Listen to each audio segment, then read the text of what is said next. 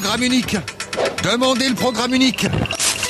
Et une fois de plus, la Terre s'est arrêtée de tourner pour ne s'intéresser qu'à un seul sujet. Donc, le programme unique de la semaine, c'était... Comment dire? Il n'y a pas de mots, c'est trop gros. Alors voyons les images. Les images qu'on a choisies pour vous. Celle-là. Celle-là, plutôt qu'une autre. Pourtant le même jour. 50 millions de petits juges devant leur télé, et moi, avec cet étrange plaisir de voir un puissant tomber.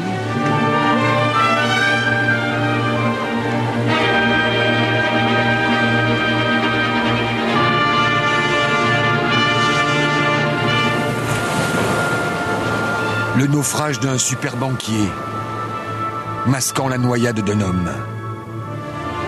À Cannes, la ville la plus nombriliste du monde, on a même tourné le dos au festival.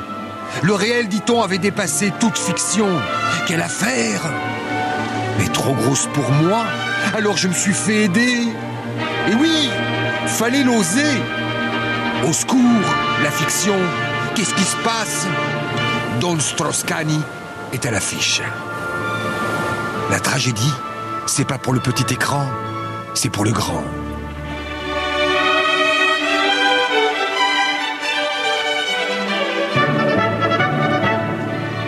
Don Strauss-Kahn, quel beau film. Vous connaissez l'histoire? Les personnages du drame d'abord. Toujours transport de luxe, luxueusement habillé. Don Strauss-Kahn, c'est la puissance, à qui on ne dit jamais non. Le visage de son épouse, richissime, connu dans tout le royaume. Don Strauss-Kahn est un conquérant, un voyageur, un alchimiste qui joue depuis très longtemps avec le feu. Déréglant toute cette machine, il y a une femme au visage masqué. Elle n'a rien, n'est rien, dit-on, et ose s'attaquer aux puissants. Les temps ont bien changé. Et puis il y a Donna Christina et sa chevelure d'argent qui est prête à remplacer Don Strauss-Kahn. Mais il lui faudra d'abord traverser le feu de l'enfer sans tapis. Don Strauss-Kahn, quel film! Ça commence? Et oui, par un viol et une fuite.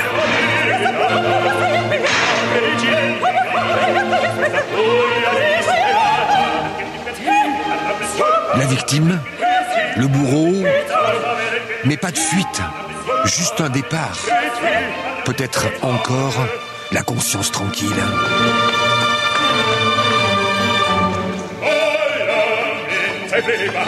Ce puissant, Don Strauss-Kahn, comblé de richesses, se fait servir depuis si longtemps.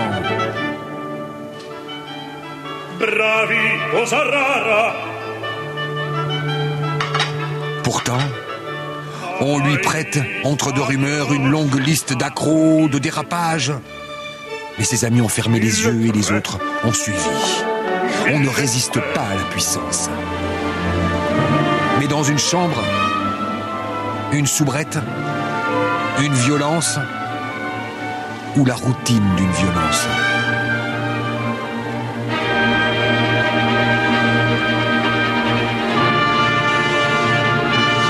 Quel scénario, quel renversement.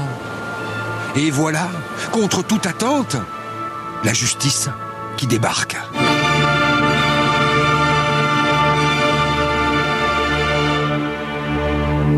Et nous voilà surpris. Surpris par son arrestation, surpris par la prison. Et le peuple qui se dit « Tiens, on nous aurait menti ».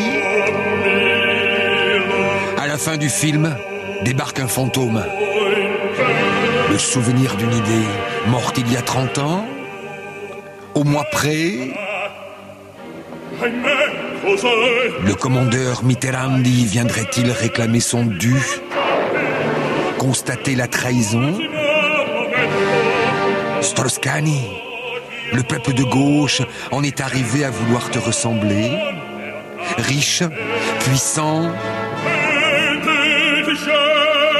intouchable. Alors, Il reste à nier.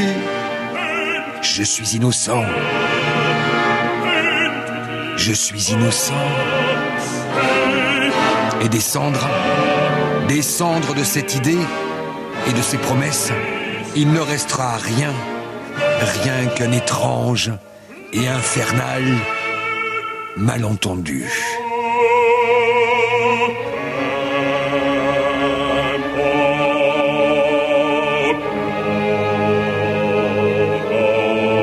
Sa femme, dévorée par les flammes.